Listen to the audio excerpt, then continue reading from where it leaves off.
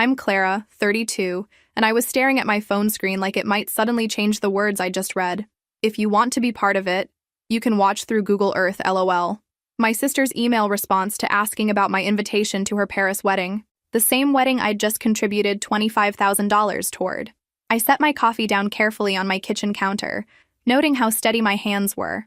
Funny thing about humiliation, sometimes it hits you so cleanly that you actually feel calm. Like when you're in a car accident and everything goes into slow motion. My fingers typed back without hesitation. I understand. Enjoy your grand day. But here's what I didn't tell her in that moment. I'd already requested the entire week off work specifically to attend her ceremony. 7 paid vacation days that I'd been saving up. All so I could be there for the sister who apparently thought I belonged nowhere near her special day. That decision would turn out to be the best mistake I'd ever make. Where are you watching from today? Drop your location in the comments below and hit that like and subscribe button if you've ever felt completely invisible to your own family. You'll definitely want to stick around for what happened next. Looking back, I should have seen the pattern years earlier. But when you're the older sister who's always been the reliable one, the responsible one, the one who shows up with solutions and checkbooks, you don't realize you're actually just the family ATM with legs. My apartment suddenly felt too quiet. Through my living room window, I could see couples walking hand in hand down the street, probably discussing weekend plans that didn't involve emotional demolition by family members. I opened my laptop and found myself Googling luxury Hawaiian resorts. Just browsing, I told myself, just seeing what was out there. But something about the turquoise waters and pristine beaches on my screen felt like possibility, like maybe that week off work didn't have to be wasted after all. My phone buzzed with a text from my best friend Sarah. How did Sophie take the news about you coming to Paris? I stared at her message for a long moment before typing back, change of plans. Looks like I'm going to need a travel buddy for somewhere tropical instead. 3 dots appeared immediately as she typed back, finally. I've been waiting 20 years for you to choose yourself over that girl. Apparently everyone could see what I'd been blind to. Everyone except me. But that was about to change. And my sister Sophie was about to learn exactly what happens when you take the family bank for granted. Because sometimes the best response to being excluded isn't fighting for inclusion. It's showing them exactly what they've lost. 3 months earlier, I'd been sitting in my favorite coffee shop when my phone rang. Sophie's name flashed on the screen, and like always, I answered immediately. Clara? Her voice had that breathless, excited quality that meant she either had amazing news or needed something expensive. I have the most incredible news. I set down my latte, already reaching for my mental calculator. Tell me everything. Marcus proposed, she squealed. We're getting married in Paris, Clara. An actual chateau wedding. Can you believe it?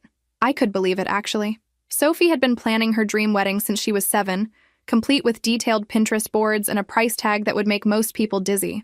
What I couldn't believe was that I felt my first instinct was to ask how much it would cost me, because that's how our relationship worked. Sophie dreamed, I funded. Sophie wanted, I provided. Sophie succeeded, I cheered from the sidelines while quietly handling the logistics. That's wonderful, Soph. Tell me about the venue. For the next hour, she detailed every aspect of her perfect day. The 17th century chateau, the vintage champagne, the custom Vera Wang dress, the flowers imported from Amsterdam, each detail more elaborate than the last. The only problem, she said, her voice dropping to that particular tone I knew meant incoming request, is that Marcus's family can only cover half the costs. His dad's business hit some rough patches. And there it was. How much are we talking about? I asked, though part of me already knew. Around $50,000 total. So if Marcus's family covers half, that's $25,000, Sophie. I know it's a lot, she rushed on, but you're doing so well with your consulting business and you don't have kids or a mortgage or anything expensive. The casual dismissal of my life stung. Just because I chose a different path didn't mean my money grew on trees. But Sophie had never learned to see beyond her own needs. You don't have to answer now, she continued. Just think about it, please. You're the only person I can ask. The manipulation was subtle but effective. Make it seem like a choice while also making it clear I was her only option. Classic Sophie. I found myself saying yes before I'd even thought it through properly. Because that's what big sisters do, right? We make the impossible possible for our little sisters, even when they're 28 years old and perfectly capable of planning a wedding within their means. Oh my God, Clara, you're the best sister ever. I'm going to make this up to you somehow. But as I hung up the phone, I realized Sophie never asked how I was doing. Never inquired about my business or my life or my own dreams that might require saving money. I was just the reliable source of emergency funds, activated whenever her ambitions exceeded her resources. Still, I transferred the money the next day.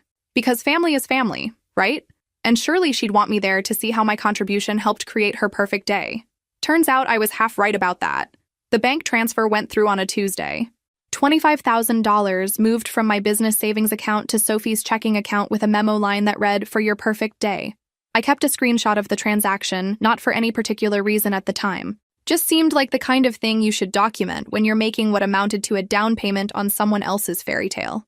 The money represented 2 years of careful saving, 2 years of taking on extra projects, saying no to expensive dinners out, driving my reliable but aging Honda instead of upgrading to something newer, 2 years of building a financial cushion that could weather business fluctuations or fund my own dreams.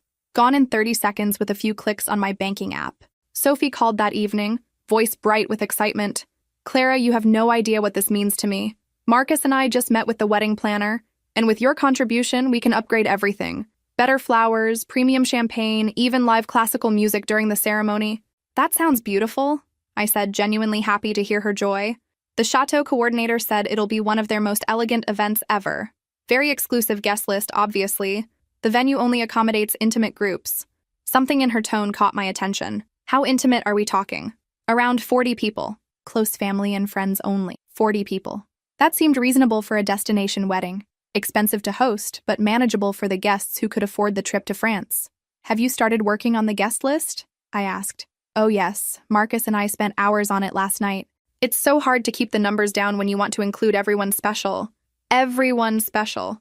The phrase echoed in my head as we talked about other wedding details. Flowers, music, the rehearsal dinner location. Sophie was animated, describing every element with the passion of someone whose dreams were becoming reality, thanks to someone else's bank account. After we hung up, I found myself browsing travel websites, looking at flights to Paris for her wedding date. September 15th. The tickets weren't cheap, around $1,200, but I started mentally budgeting for the trip anyway, because of course I'd be going. I'd just funded a quarter of the wedding. I was her only sister. Despite our complicated dynamic, Sophie and I had shared every major milestone of our lives. Her graduation, my promotions, family holidays, birthday celebrations. Plus, I was curious to see how my money would be transformed into her perfect day. I bookmarked a few hotel options near the chateau and started planning my time off work. A week in Paris, celebrating my sister's marriage, seeing my investment come to life in real time. The irony wasn't lost on me. I'd just paid for a wedding I couldn't actually afford to attend without careful financial planning. But that was the story of our relationship. Sophie dreamed big, I made it possible, and somehow we both pretended that was a balanced dynamic. 3 weeks later, Sophie posted engagement photos on Instagram. Gorgeous shots of her and Marcus in a field of sunflowers, her ring catching the golden hour light perfectly. The caption read, "Planning our intimate dream wedding with the most important people in our lives." I liked the post immediately and commented with heart emojis. But as I scrolled through the comments from friends and family expressing excitement about the upcoming celebration, a small voice in the back of my head started asking an uncomfortable question. If this was such an intimate gathering of the most important people in her life, why hadn't she actually invited me yet? The engagement party was held at our cousin Rebecca's house on a crisp Saturday afternoon in March. Sophie had insisted it be casual and fun, which in Sophie speak meant I should bring expensive wine and pretend not to notice that everyone else seemed to know wedding details I hadn't heard. I arrived with a bottle of champagne that cost more than most people's grocery budget, because that's what you do when your sister is glowing with happiness, and you want to be part of that joy, even if you're starting to feel like an outsider looking in. The party was lovely. Sophie radiated bride-to-be bliss. Marcus told charming stories about the proposal, and everyone oohed and awed over her ring and the wedding plans. Everyone except me seemed remarkably well-informed about those plans. "I can't believe you're having the ceremony at sunset," our Aunt Linda gushed. "That'll be so romantic. The photos from the chateau grounds are going to be incredible," added Rebecca, "especially with that vintage car you're using for transportation." Vintage car? This was the first I'd heard of transportation arrangements. "Sophie, you didn't mention the car," I said, trying to keep my voice light. "Oh," she looked momentarily flustered. "It's just this beautiful 1950s Rolls-Royce the chateau provides. Marcus found it in their wedding package options." "That sounds amazing. I can't wait to see it." An odd silence fell over the group. The kind of silence that happens when everyone knows something you don't, and they're all trying not to look at each other. "Actually," Sophie said, her voice taking on a careful tone, "we're still finalizing some details about the guest list and logistics." More silent. I felt my stomach start to twist. "Well, whenever you need help with planning, just let me know. I offered. I'm great with spreadsheets and coordination. That's so sweet, Sophie said. But her smile looked forced. Everything's pretty much handled, though. After the party, I lingered to help Rebecca clean up, hoping to get some insight into whatever undercurrent I'd been sensing. Rebecca, I said as we loaded glasses into the dishwasher, has Sophie mentioned anything to you about the wedding timeline? When invitations are going out? Rebecca's hand stilled on the champagne flutes. Clara, honey, she hasn't talked to you about the specifics yet? What specifics? Rebecca looked deeply uncomfortable. Maybe you should ask Sophie directly. But I didn't need to ask. Her expression told me everything I needed to know. That night, I sat at my kitchen table and did something I'd never done before. I opened my laptop and started researching my sister. Her social media posts, her tagged photos, her friend group activities over the past few months. What I found was a series of wedding planning sessions, venue visits, and dress shopping trips, all documented in cheerful Instagram stories and Facebook posts, all featuring the same group of friends and family members, all missing me entirely. 6 months of wedding planning, 6 months of excitement and preparation and shared memories, and I'd been invisible for all of it, despite funding a quarter of the celebration. The realization hit me like cold water. I wasn't being included in the wedding planning because I wasn't being included in the wedding. I was the family bank, not the family. I waited 3 days before sending the email. 3 days of analyzing every interaction Sophie and I had shared over the past months, looking for signs I'd missed. 3 days of wondering if I was paranoid or if I was finally seeing clearly. The email was simple and direct. Sophie, I wanted to check on the timeline for your wedding invitations. Should I book my travel to Paris soon, or are you still finalizing details? Let me know what works best for your planning. Love, Clara. Her response came back within 2 hours, and it was the moment everything crystallized into horrible clarity. Hey, Clara! So funny you ask. We're actually keeping the wedding super intimate. Just immediate family and closest friends. But if you want to be part of it, you can watch through Google Earth, LOL. Thanks again for all your help with costs. You're the best. XOXO, Sophie. I read it 3 times. Then I read it again. Google Earth. She suggested I watch her wedding through Google Earth. The wedding I'd paid for. The wedding I'd sacrificed 2 years of savings for. The wedding where my $25,000 would transform into flowers and champagne and music and memories for 40 people who weren't me. I sat in my office chair, staring at the screen, and felt something inside me shift permanently. Not anger exactly. Not hurt, though that was there too. Something colder and more final. Clarity. For 32 years, I'd been operating under the belief that family meant mutual support. That being the reliable sister, the generous sister, the always available sister would earn me a place at the table when it mattered. I'd been wrong. I wasn't family. I was a resource. My fingers moved across the keyboard without conscious thought. I understand. Enjoy your grand day. Short. Simple. No emotion, no accusation, no plea for reconsideration. Just acknowledgement of a reality I'd been too naive to see earlier. I hit send, then closed my laptop and walked to my living room window. Outside, the city buzzed with normal life. People rushing to lunch meetings, couples walking dogs, teenagers laughing too loudly at something on their phones. None of them knew that my relationship with my sister had just ended with a suggestion that I watch her wedding via satellite imagery. The absurdity of it almost made me laugh. Almost. My phone buzzed with a text from Sophie. You're not mad, are you? It's just so complicated with travel and everything. I looked at the message for a long moment, then put my phone face down on the coffee table.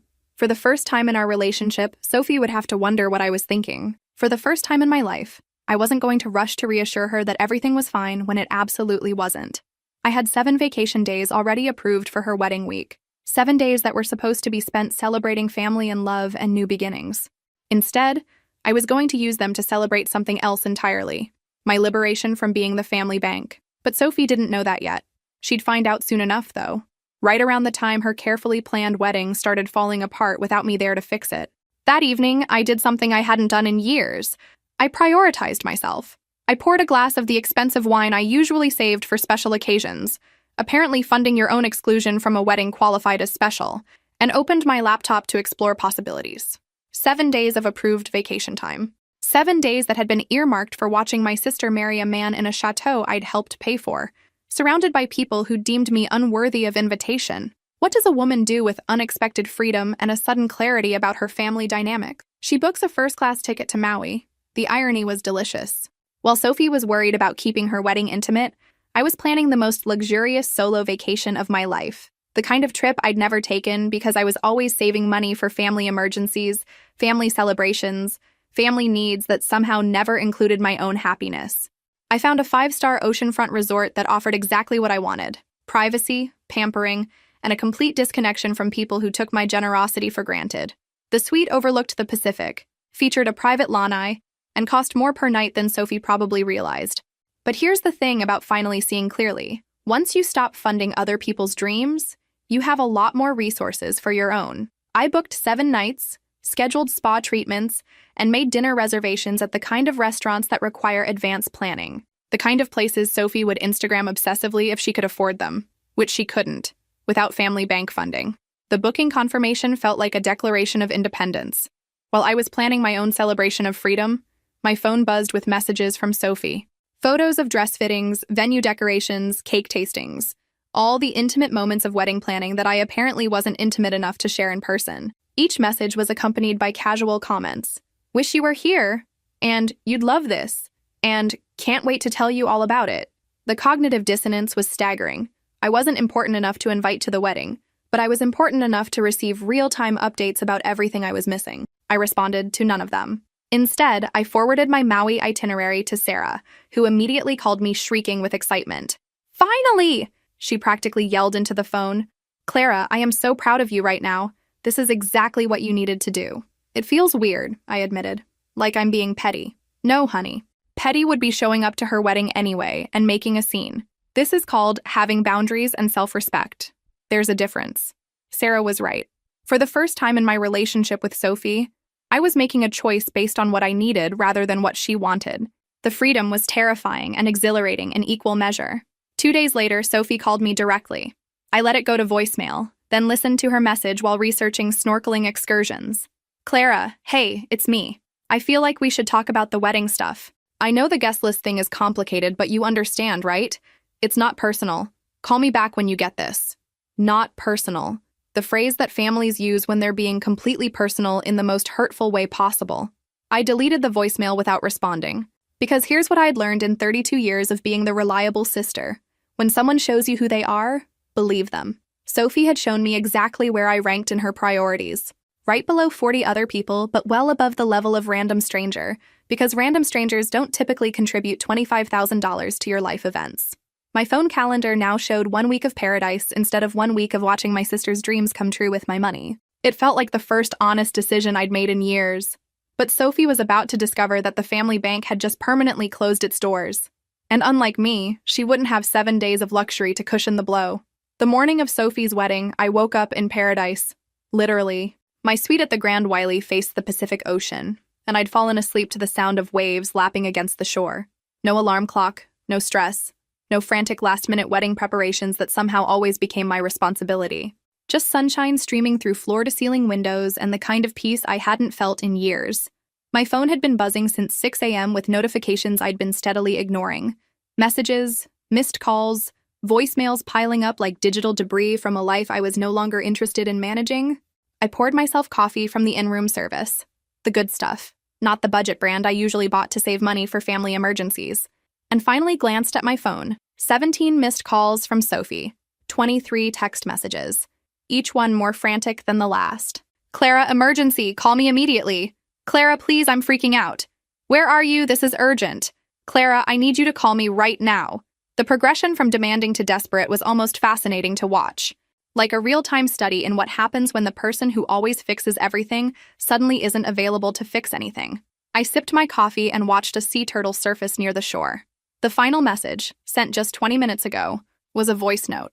I almost didn't listen to it, but curiosity got the better of me. Sophie's voice came through tear-choked and panicked. "Clara, I know you're mad about the wedding thing, but I really need your help.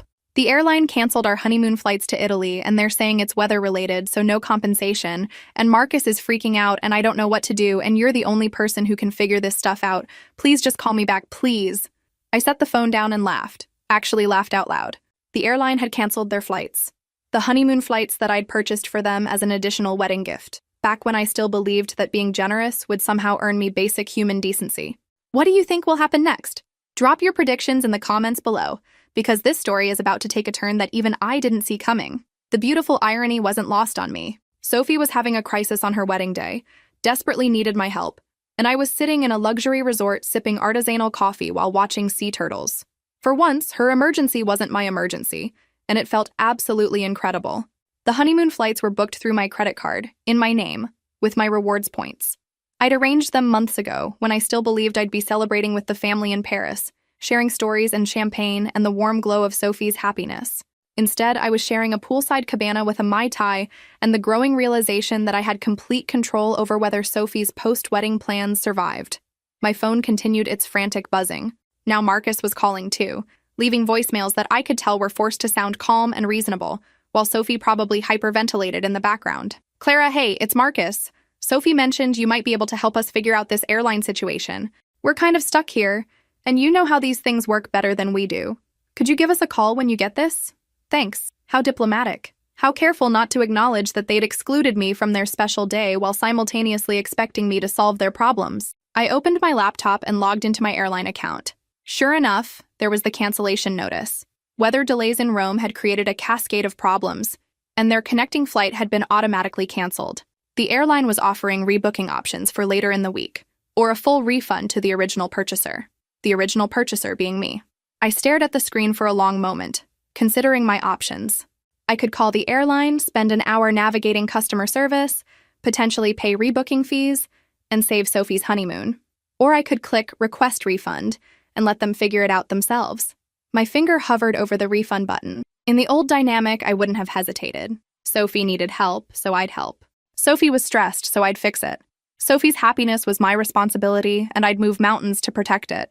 But that version of Clara was sitting in a church in Paris right now, watching her sister get married in a ceremony she'd helped fund, but wasn't invited to attend. This version of Clara was sipping a Mai Tai in paradise. I clicked Request Refund. The confirmation appeared instantly. Refund of $3,247 will be processed within 3 to 5 business days. $3,000 that would go back into my account instead of funding a romantic Italian honeymoon for two people who deemed me unworthy of witnessing their wedding vows. I closed the laptop and ordered another Mai Tai. My phone rang again. Sophie, of course. This time I actually answered. "Clara! Oh, thank God, I've been trying to reach you all morning." "I've been busy," I said, not bothering to elaborate. "Clara, I need your help. The flights to Italy got canceled and the airline is being totally unhelpful, and Marcus is having a panic attack and I don't know what to do." "That sounds stressful," I agreed, taking a sip of my drink. "Can you call them? You're so good at handling these things, and the reservation is in your name anyway." Such casual entitlement. Of course the reservation was in my name. I'd paid for it. Just like I'd paid for a quarter of her wedding that I was currently not attending. "Actually, Sophie, I already handled it." "You did? Oh my God, you're amazing. What did they say? When can we fly out?" "I requested a full refund. It should be in my account by Friday." Silence. Complete, absolute silence. "You..." "What?" "I canceled the flights and took the refund. I figured since you didn't need me at your wedding, you probably didn't need my help with your honeymoon either." "Clara, you can't be serious. It's my wedding day." "Exactly. It's your wedding day. Your responsibility. Your problem to solve." And for the first time in our entire relationship, I hung up on my sister. It felt better than I'd expected. The phone calls continued for hours. Sophie, Marcus, even my mother got involved, leaving increasingly frantic voicemails about family loyalty and wedding day stress and how disappointed they all were in my behavior. I listened to exactly none of them. Instead, I spent the day at the spa, getting a hot stone massage that cost more than most people's car payments. The massage therapist's hands worked out knots I hadn't even realized I'd been carrying. Tension from years of being the family problem solver, the reliable sister, the one who always said yes. Halfway through the treatment, my phone buzzed with a notification that made me smile into the massage table's headrest. Bank alert. Deposit of $3,247 pending. The honeymoon refund had already been processed. That night, I treated myself to dinner at the resort's most expensive restaurant. The kind of place Sophie would post Instagram stories about for weeks if she could afford it, which she couldn't, especially not now that she was dealing with last-minute travel rebooking on her own dime. I ordered the tasting menu with wine pairings and ate slowly, savoring each course while my phone continued its futile attempts to guilt me back into my old role. The sommelier recommended a champagne that cost more per glass than Sophie probably spent on her entire rehearsal dinner. I ordered 2 glasses, just because I could. Between courses, I checked my bank balance. The refund had boosted my vacation fund significantly, and I found myself browsing excursions I'd originally deemed too expensive. A helicopter tour of the island, a private sunset sailing trip, a day at an exclusive beach club that required advance reservations and a dress code Sophie could never afford. I booked all three. My phone rang again. My mother this time. I almost ignored it, but curiosity got the better of me. "Clara, what is wrong with you?" Her voice was sharp with disapproval. "Sophie is in tears on her wedding day because of your selfishness." "Hi, Mom. I'm having a wonderful vacation. Thanks for asking." "This isn't a joke, Clara. Family comes first. Always." Funny how that only seems to apply to me. Sophie made a mistake with the guest list, but that's no reason to ruin her honeymoon. I didn't ruin anything. I simply stopped paying for it. You're being vindictive. I looked out at the ocean, where the sunset was painting the sky in shades of gold and pink that no Instagram filter could capture. "No, Mom. I'm being free." I hung up and turned off my phone completely. For the first time in 32 years, my family's crisis was not my emergency. Their panic was not my responsibility. Their expectations were not my commands. The silence was beautiful. Tomorrow, I'd wake up in paradise again. Sophie would wake up in Paris, dealing with the consequences of treating her family bank account like it came without a human attached. And maybe, just maybe, she'd finally understand that actions have consequences. Even on your wedding day, especially on your wedding day. Day 3 of my Hawaiian liberation was when the real begging started. I'd spent the morning on a private catamaran, snorkeling in crystal clear waters while my phone, still turned off, collected what I assumed were increasingly desperate messages from my family. When I finally powered it back on that evening, the backlog was impressive. 47 missed calls, 62 text messages, voicemails that started angry and evolved into pleading. Sophie had apparently spent her wedding night trying to book last-minute flights to anywhere romantic. Rome was completely sold out due to the earlier weather delays. The few available tickets to other destinations were thousands of dollars they couldn't afford. According to her increasingly frantic messages, they were currently stuck in Paris with no honeymoon destination and no budget to fix the situation. "Clara, please just call me back. I'm sorry about the wedding invite, okay? I was wrong. But I can't fix that now, and we really need help with this travel thing." Too little, too late, and still completely focused on what I could do for her rather than what she'd done to me. The turning point came in a voicemail from Marcus, who'd clearly been designated as the voice of reason. "Clara, look, I get that you're mad. Sophie should have invited you, but she's crying in our hotel room on what's supposed to be our honeymoon, and she keeps saying she just wants her sister back. Can we please figure this out?" The manipulation was smoother, more sophisticated, but it was still manipulation. Paint Sophie as the victim of her own choices. Frame me as the cruel sister who'd rather be right than help family. Make it seem like I could fix everything by just being the bigger person. But here's what they didn't understand. I wasn't being the smaller person. I was being the right-sized person. The person who reciprocated the energy she received. The person who saved her generosity for people who valued it. I deleted all the messages without responding. Instead, I used my unexpected refund money to upgrade Toei helicopter tour that ended with champagne on a private beach. As the helicopter lifted off, I looked down at the resort where I'd been staying and felt something I hadn't experienced in years. Pure, uncomplicated happiness. No guilt, no obligation. No voice in the back of my head asking what Sophie needed or how I could help, or whether I was being selfish for prioritizing my own joy. Just the wind from the helicopter blades and the Pacific Ocean spreading endlessly below me, and the knowledge that for the first time in my adult life, I was exactly where I wanted to be. That night at dinner, another ridiculously expensive restaurant that I could now afford thanks to not funding other people's romantic adventures, I met another solo traveler named David. He was a doctor from Seattle, recently divorced, learning how to enjoy his own company after 20 years of marriage. "What brings you to paradise?" he asked over our shared appetizer. "Liberation," I said without hesitation. He laughed. "That's the most honest answer I've heard to that question." We talked for hours about the freedom that comes from disappointing people who never appreciated you anyway. About the relief of finally setting boundaries. About how sometimes the most loving thing you can do for your family is stop enabling their worst behavior.